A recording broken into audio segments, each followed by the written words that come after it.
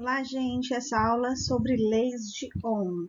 A gente vai fazer uma pequena revisão sobre o que foi visto já no semestre passado e adiantar aqui com vocês para a gente tirar as dúvidas e revisar o que já aprendemos. Essa figurinha aqui, ela mostra um pouquinho do que a gente vai trabalhar nessa aula.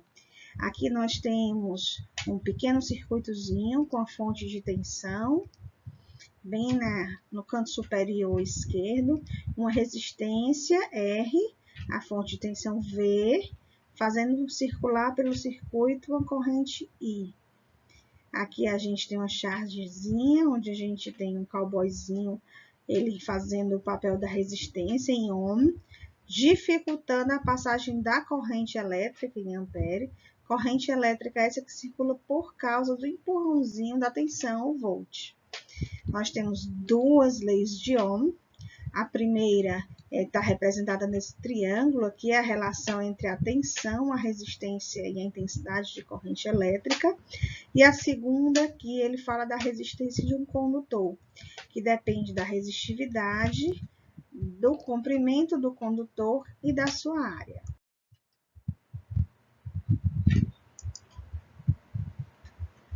Vamos lá, então. Se recordar e reviver, a gente continua falando ainda de carga elétrica e lembrando que o movimento ordenado dessas cargas elétricas é o que a gente chama de corrente elétrica.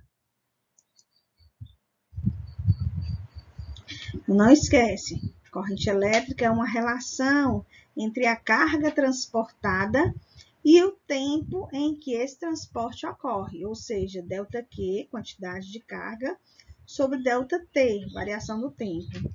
A unidade é o ampere, que seria coulomb por segundo, e a carga elétrica vai também depender do que a gente chama de carga elétrica elementar. Ela é quantizada, é a menor carga existente, que vale 1,6 vezes 10 elevado a menos 19 coulombs.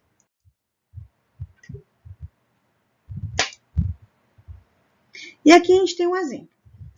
A quantidade de elétrons que passa por um condutor durante 15 segundos é de 2,5 vezes 10 elevado a 20. O que?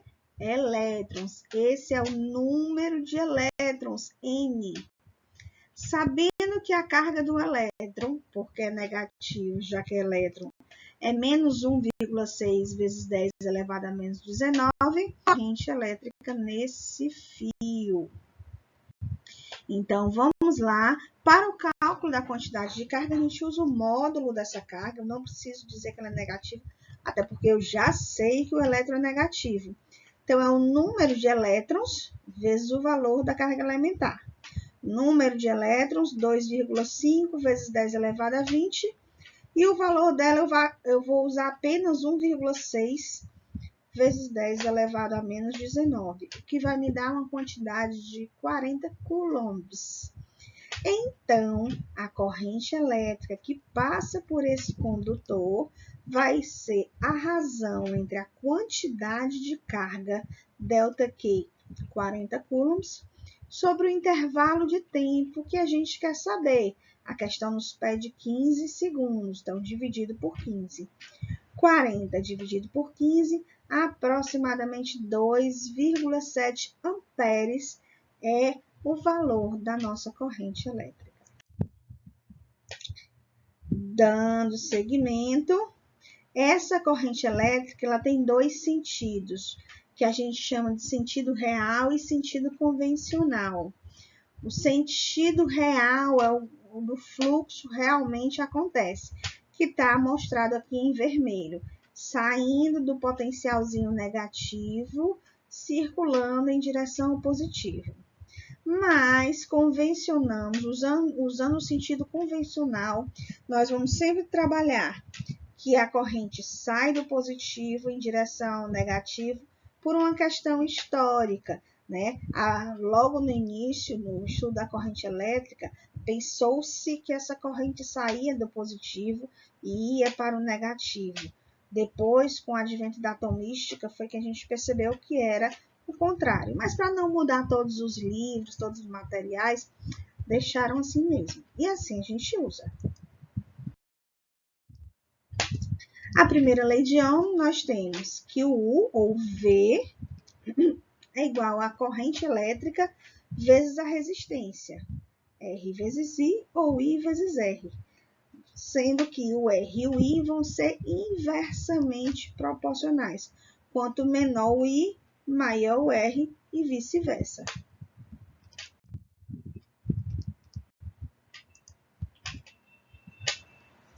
Não esquece, a tensão deve ser dada em volts, a corrente em amperes e a resistência em ohms. Então, nós vamos estar vendo sempre o igual a I vezes R ou R vezes I, que é mais comum, mas é a mesma coisa. A segunda lei trata de resistividade, a resistividade do material. Esse R é a resistência do condutor de um fio. Um fio, um cabo de carregar celular, de ligar o computador, de ligar a televisão. Esse cabo, esse fio condutor, sim, ele também tem uma corrente elétrica. Ou, desculpe, uma resistência elétrica.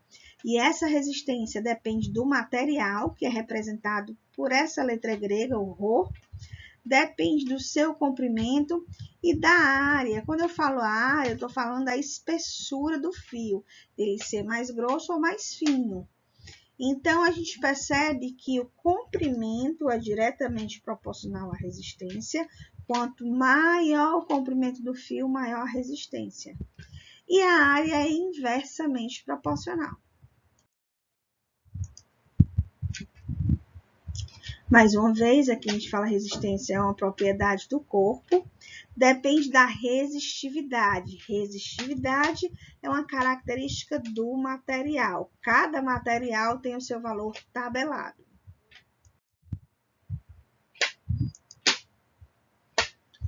Resistividade é uma propriedade da substância.